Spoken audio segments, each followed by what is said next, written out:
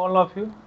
आज हम लोग वायुमंडल के एक इम्पॉर्टेंट चैप्टर डिस्कस करेंगे जिसका नाम है शीतोष्णकटिबंधीय चक्रवात। ठीक है, तो ये काफ़ी इम्पोर्टेंट चैप्टर है क्योंकि इससे लगभग हर परीक्षा में यहाँ से क्वेश्चन आते हैं, चाहे टीजीटी पीजीटी हुआ, असिस्टेंट प्रोफेसर हुआ, या जो यूजीसी नेट का जो परीक्षा होते हैं इसमें से अक्सर क्वेश्चन पूछे जाते हैं। ये सामान्य अध्ययन के लिए भी उतना ही इम्पोर्टेंट है, इससे भी सिविल सर्विसेज आईएएस में या पीसीएस में क्वेश्चन आते हैं। इसके अतिरिक्त आरओ एआरओ में भी क्वेश्चन आते हैं, और सीडीएस एनडीए में तो भी क्वेश्चन भी काफ़ी कॉन्सेप्चुअल वहाँ से क्वेश्चन पूछे जाते हैं और काफ़ी डीपली भी क्वेश्चन पूछे जाते हैं यहीं से। ठीक है, और जो आरओ एआरओ का भी परीक्षा है या एसएससी रेलवे का भी परीक्षा है, इसमें से भी यहाँ से क्वेश्चन आते हैं। ठीक है, तो ये सभी परीक्षाओं के लिए काफ़ी इम्पोर्टेंट है। ठीक है, इसलिए इसको धैर्यपूर्वक सुनना है और देखना है। ठीक है, तो ये सबसे पहले हम लोग इस भाग में देखेंगे शीतोष्णकटिबंधीय चक्रवात होता क्या है, इसकी विशेषता क्या होती हैं, और इसमें जो मौसमी दशाएं होती है, मौसमी दशाएं कैसी होती हैं और मौसम की किस ढंग से प्रभावित करता है। ठीक है, तो सबसे पहले हम लोग देखते हैं कि शीतोष्णकटिबंधीय चक्रवात होता क्या है। तो ये जो शीतोष्णकटिबंधीय चक्रवात हैं, जैसे हम पिछले क्लास में हम लोग देखे थे कि जो उष्णकटिबंधीय चक्रवात है अयनवर्ती क्षेत्रों में आता है। अयनवर्ती मतलब कि कर्क रेखा से लेकर के मकर रेखा के बीच में आता था। तो इसी तरह से ये शीतोष्णकटिबंधीय जो चक्रवात है वो मध्यवर्ती मध्य अक्षांशीय क्षेत्रों में आता है या उच्च अक्षांशीय क्षेत्रों में आता है। इसका जो क्षेत्र होता है विशेष रूप से 35 डिग्री अक्षांश से लेकर के 65 डिग्री अक्षांश के बीच में होता है। ये सामान्यतः दोनों गोलार्धों में ही उत्पत्ति इसकी होती है। ठीक है, और इसका जो उत्पत्ति होता है विशेष रूप से जो महासागर से और जो स्थलीय भाग है उससे कोई बहुत मतलब नहीं होता है, बल्कि ये दो विपरीत हवाओं के मिलन से इसका उत्पत्ति होती है। ठीक है, तो जो एनर्जी इससे जो मिलता है, दोनों जो विपरीत हवा होती हैं उसके स्वभाव में जितना ज़्यादा डिफरेंट होगा, इसका जो एनर्जी होगा उतना ही ज़्यादा बलिष्ठ होगा। ठीक है, तो हम लोग देखते हैं कि शीतोष्णकटिबंधीय चक्रवात होता क्या है। तो शीतोष्णकटिबंधीय चक्रवात दो विपरीत स्वभाव वाले वायु के अभिसरण से होता है। दो विपरीत स्वभाव मतलब कि जैसे एक मध्य अक्षांशीय क्षेत्र में होता है, तो एक होता है जैसे पछुआ, ये गर्म पछुआ पवनें हैं, और उधर से जो ध्रुवीय पवनें आ रही हैं काफ़ी ठंडी होती हैं, तो ये दोनों का अभिसरण होता है। ठीक है, तो जहाँ पे अभिसरण होता है वहाँ पे वाताग्र का निर्माण होता है और धीरे धीरे वहीं पे चक्रवात का निर्माण हो जाता है। ठीक है, तो जहाँ पे जो हवाएं आक्रामक होती हैं, जहाँ पे ठंडी हवाएं आक्रामक होगी वहाँ पे शीत वाताग्र का निर्माण होगा, और जहाँ पे गर्म हवाएं आक्रामक होगी वहाँ पे उष्ण वाताग्र का निर्माण होता है। ठीक है, तो ये वाला जैसे भाग होता है, पहले ये सीधे रहता है, हवाएं अपने अपने स्थान में चलती है, फिर धीरे धीरे एक दूसरे में धीरे धीरे प्रवेश करना शुरू करती हैं।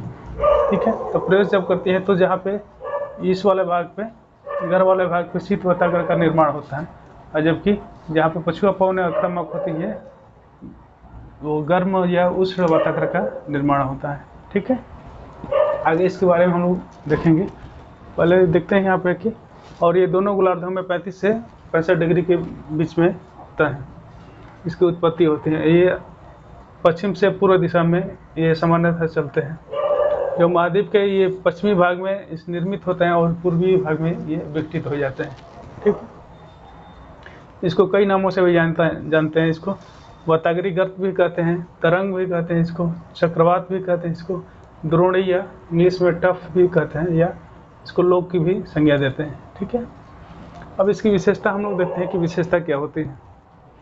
तो ये जो इसकी आकृति होता है, ये उष्णकटिबंधीय चक्रवातों के अनुसार ये गोलाकार नहीं होता है, गोलाकार या वृत्ताकार नहीं होता, बल्कि ये वी शेप में होता है या अर्धवृत्ताकार होता है या अंडाकार रूप में ही होता है। ठीक है, लेकिन इसके जो बीच का केंद्र वाला भाग है वो वही लो प्रेशर या निम्न तापमान का होता है, जबकि बाहर की तरफ जाने पे ये भी बाहर की तरफ जाने पर धीरे धीरे दबाव हाई प्रेशर का बनता जाता है। ठीक है, जैसे जो समदाब रेखाएं हैं इसका 996 है, फिर यहाँ से 998 होगा, फिर 1000 मिलीबार हो गया। ठीक है, तो धीरे धीरे दाब में वृद्धि होती जाती है, और इधर से ठंडी हवा है, इधर से गर्म हवा है।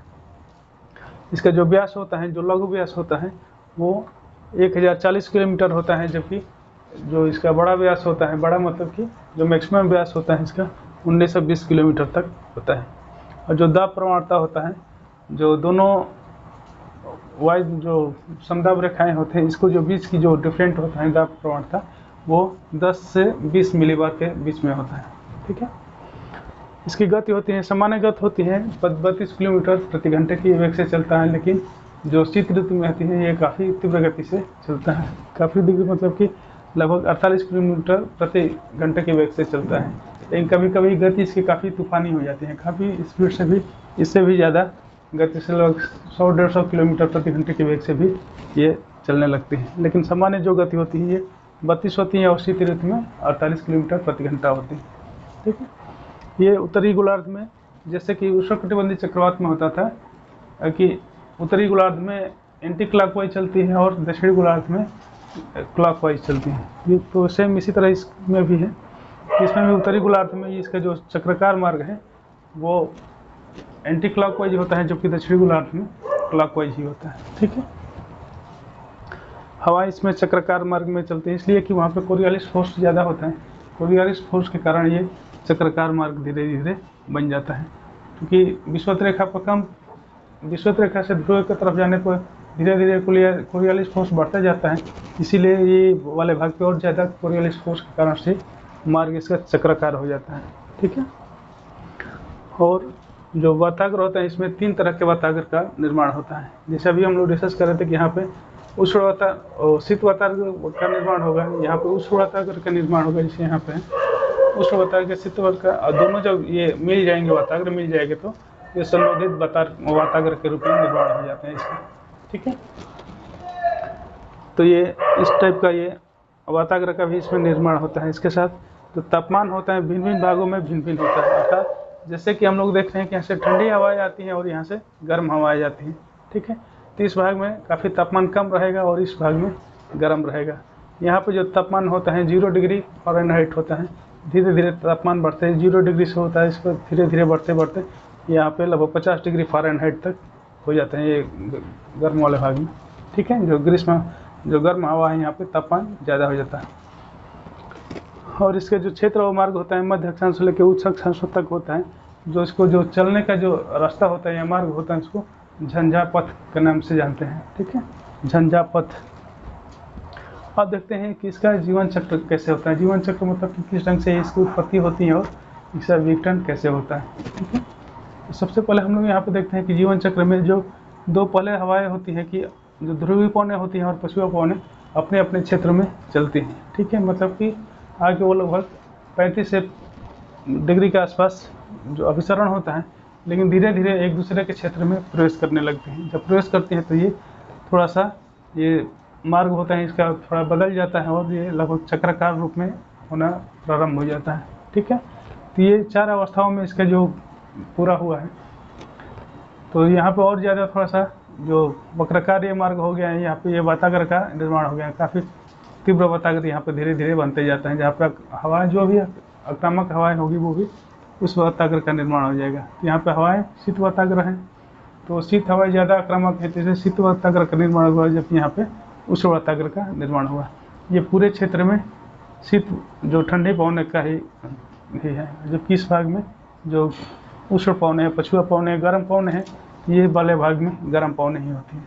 ठीक है, सबसे जो विकसित इसका अवस्था होता है, तो इस तीसरी अवस्था में ये पूर्ण रूप से मेच्योर स्टेज में आती है। मेच्योर स्टेज मतलब कि परिपक्व अवस्था में ये हो जाता है। ठीक है, और ये जो जब दोनों वातागर हैं तो धीरे धीरे मिलने लगता है, और ये वाला भाग जहाँ पे दोनों वातागर मिल जाते हैं वो संरोधित वातागर या इंग्लिश में ऑक्लूडेड फ्रंट के नाम से जानते हैं।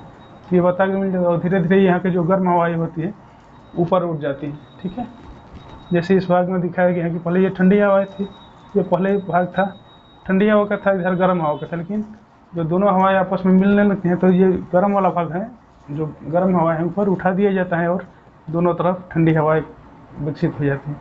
ये ऑक्लूडेड फ्रंट का ये जो भाग है, ऑक्लूडेड फ्रंट, यह संशोधित वातागर का रूप है, और यहाँ से पूरा गर्म हवाएं ऊपर की तरफ उठ जाती हैं और जा करके जो जेट स्ट्रीम है या संताप मंडल या क्षोभ मंडल में पहुँच जाता है। ठीक है, ऊपरी भाग में। तो इस प्रकार के संशोधित वातागर का निर्माण होता है, और यहाँ पर धीरे धीरे ये दोनों पूरी तरह से दोनों वातागर मिल जाते हैं और पूरी तरह से हवा पूरी तरह से चली जाती हैं, समाप्त हो जाती है, और पूरे क्षेत्र में ठंडी हवाओं का ही हो जाता है। चारों तरफ से नीचे ठंडी हवाओं का ही विकास हो जाता है और जो गर्म हवाएं हैं ऊपर निकल जाती हैं। ठीक है, तो ये रहा इसका जीवन चक्र।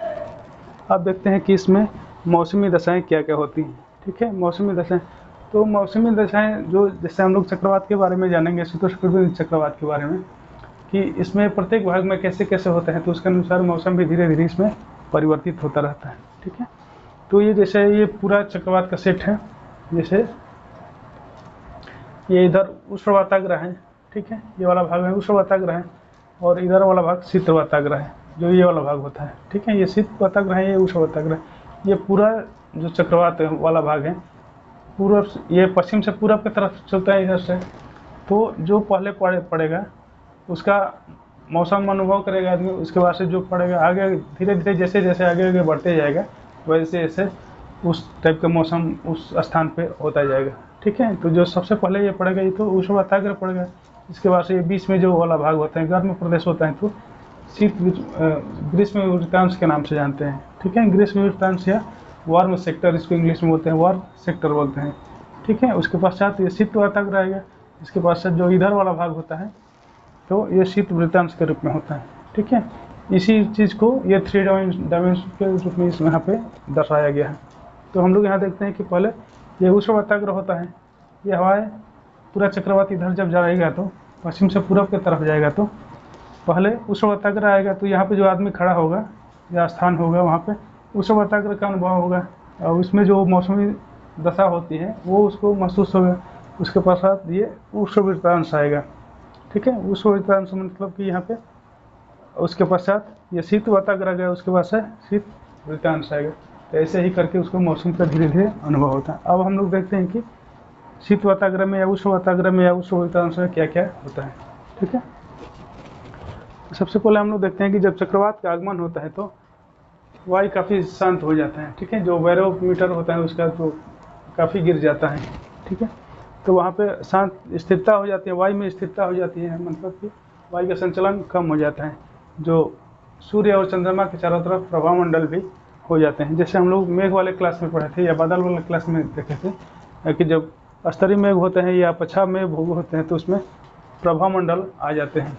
ठीक है, तो चक्रवात के आगमन का सूचक होते हैं। तो उसी तरह से ये प्रभाव मंडल वो विकसित हो जाता है, और जो वायु की दिशा होता है, जो जिसमें पूर्व की दिशा में चल रही थी, तो पूर्व से दक्षिणी पूर्व के रूप में परिवर्तित हो जाता है। ठीक है, इसके पश्चात जो बादलों की ऊंचाई होती है कम होने लगती है, और काफ़ी घना बादल होने लगते हैं, धीरे धीरे इस पर कालापन बढ़ने लगता है, तापमान भी ज़्यादा बढ़ जाता है, और जो उष्णवाताग्र आता है तो तापमान यहाँ पे बढ़ जाएगा, और प्रेशर होगा तो कम हो जाएगा। ठीक है, जहाँ भी तापमान बढ़ते हैं वहाँ पे प्रेशर कम हो जाता है। तो ये शीतोष्ण वो चक्रवात आगमन का ये सूचक है सब। इसके पश्चात जब उष्णवाताग्र आता है, तो उसमें बादलों की जैसे यहाँ पे धीरे धीरे कालापन बढ़ते जाते हैं, तो और भी वहाँ पे काफ़ी घमासान वर्षा होने लगेगी, और जो इसके घमस है वृद्धि होने लगी। उसके बाद से वर्षा शुरू हो जाएगी। यहाँ पे स्तरीय मेघों से वर्षा होती है। ठीक है, ये वर्षा स्तरीय मेघ होता है यहाँ पे। ठीक है, हम लोग इसको भी ध्यान में रखना होगा कि किस भाग में कौन कौन सा बादल का निर्माण होता है। जो क्वेश्चन काफ़ी जो गहराई से पूछेगा, तो इसको पूछा जा सकता है कि उष्णवाताग्र पर कौन सा बादल बनेगा, या जो शीतवाताग्र है इस पर कौन सा बादल बनेगा, और जो वर्षा होगा तो कैसा वर्षा होगा। ठीक है, ज़्यादा वर्षा होगा, कम वर्षा होगा, विस्तृत होगा या मूसलाधार होगा। ठीक है, इस चीज़ को भी ध्यान रखना होगा। तो यहाँ पर हम लोग देखते हैं कि जब उष्णवृत्तांश में वर्षा शुरू हो जाती है, और स्तरीय मेघों से यहाँ पे वर्षा होती है। ठीक है, तो स्तरीय मेघों से वर्षा होने का मतलब ये होता है कि वहाँ पे वर्षा होगा काफ़ी विस्तृत रूप में होगा और धीरे धीरे होगा। ठीक है, इसमें मूसलाधार वर्षा नहीं होता है, धीरे धीरे ही वर्षा होगा, बहुत देर तक वर्षा होता है। ठीक है, और वर्षा धीरे धीरे होता है लेकिन देर तक होता है। ठीक है, इसके पश्चात आता है उष्णवृत्तांश या वार्म सेक्टर आता है। हम लोग इसको इंग्लिश में उष्णवृत्तांश को ही वार्म सेक्टर कहते हैं। जब ये आगे बढ़ जाएगा तो यहाँ आदमी होगा तो ये आगे चला जाएगा, ये वाला पोर्शन अब इसके पास आएगा, तब उष्णवृत्तांश आएगा तो कैसे मौसम होगा, वहाँ पे मौसम में तीव्र परिवर्तन हो जाता है। फिर मौसम साफ हो जाता है, जो हवा की दिशा जो दक्षिणी पूर्व था वो पूर्व में हो जाता है। ठीक है, पूर्व दिशा की तरफ हो जाता है। और जो तापमान होता है बढ़ने लगता है, ये जब उष्ण वृत्तांश आता है। ठीक है, क्योंकि यहाँ पे पूरे क्षेत्र में गर्म हवा रहता है और ये उच्च कपासी मेघ इस समय होता है। जो उष्ण वृत्तांश वाला क्षेत्र होता है उच्च कपासी मेघ होता है, तो इससे उच्च कपासी मेघ से वर्षा नहीं होता है, मौसम काफ़ी साफ होता है और मौसम काफ़ी खुशनुमा भी हो जाता है। ठीक है, तो ये उष्ण वृत्तांश। इसके बाद से उष्ण वृत्तांश के आगे बढ़ जाने के बाद से ये शीत वाताग्र होता है। शीत वाताग्र आगे ये पूरा क्षेत्र ये शीत वाताग्र का ही है। यहाँ पे जैसे ठंडी हवाएं, ये गर्म हवाएं, तो दोनों के मिलन पे ये वाताग्र का निर्माण हुआ है। ठीक है, ये यहाँ पे वाताग्र का निर्माण हुआ, शीत वाताग्र का।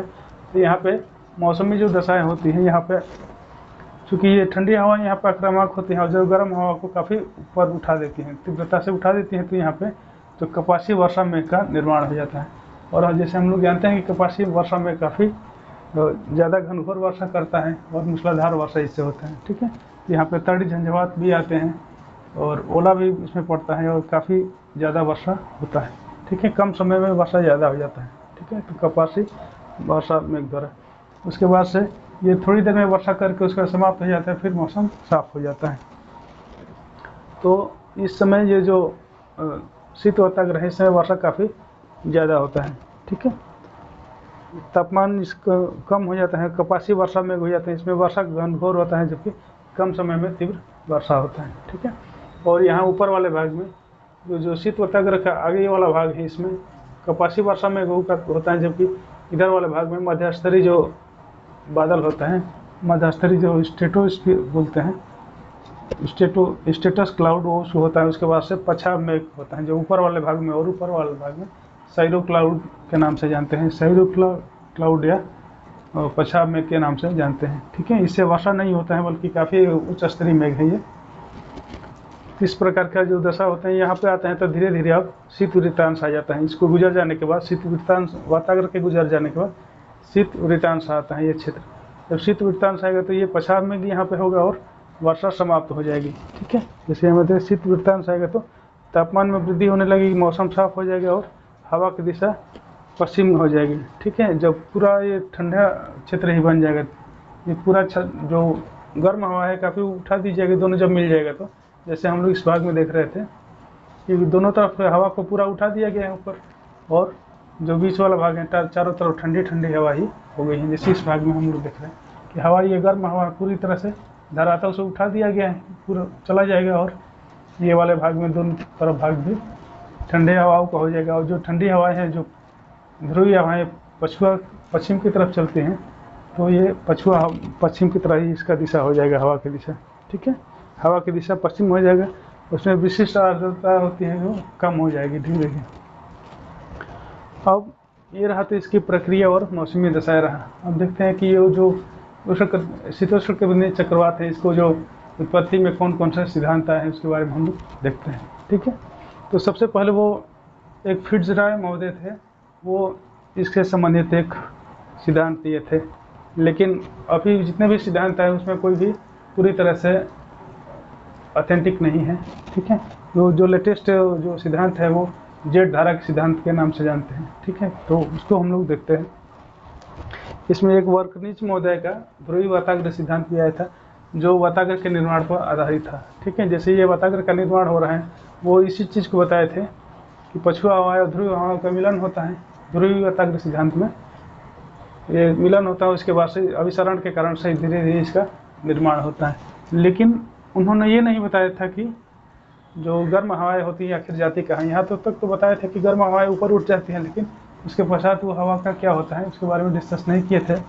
और दूसरा उसमें कमी ये थी कि जो जेट स्ट्रीम है उसका उसमें समावेश नहीं किए थे कि वो भी एक कुछ इसमें एक बहुत महत्वपूर्ण फैक्टर के रूप में काम करता है।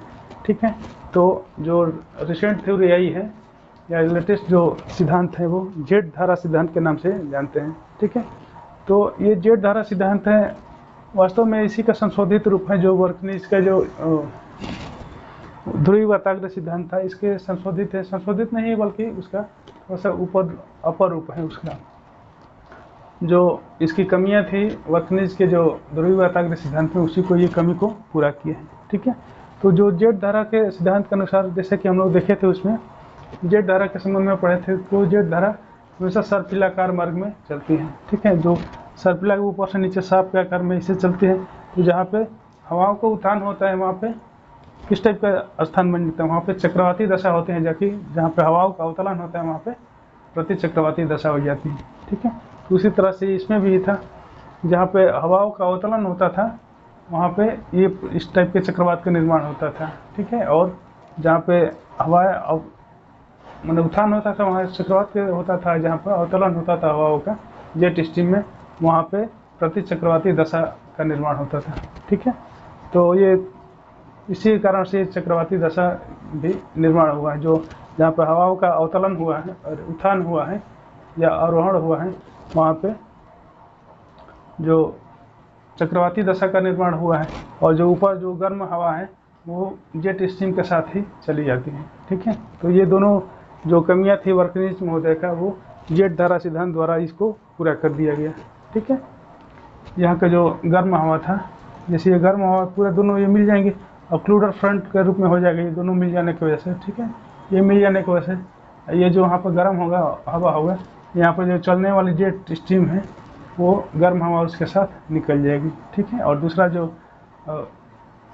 अवतलन और अपसरण से जो भी उसका जो दबाव, निम्न दबाव या उच्च दबाव बनता था, उसके कारण भी चक्रवात और प्रति चक्रवातों का भी निर्माण होता है। ठीक है, तो ये रहा शीतोष्ण चक्रवात, उसके संदर्भ में जो विशेषताएं और बाकी जो इसका सिद्धांत है। ठीक है, तो उम्मीद करता हूँ कि अच्छे से समझ में आ गया होगा। यदि कहीं कन्फ्यूजन होगा या कहीं डाउट होगा तो कमेंट बॉक्स में दीजिएगा, फिर हम लोग उसको आंसर देने का प्रयास करेंगे। ठीक है, तो आज के लिए यहीं तक। ठीक है, धन्यवाद।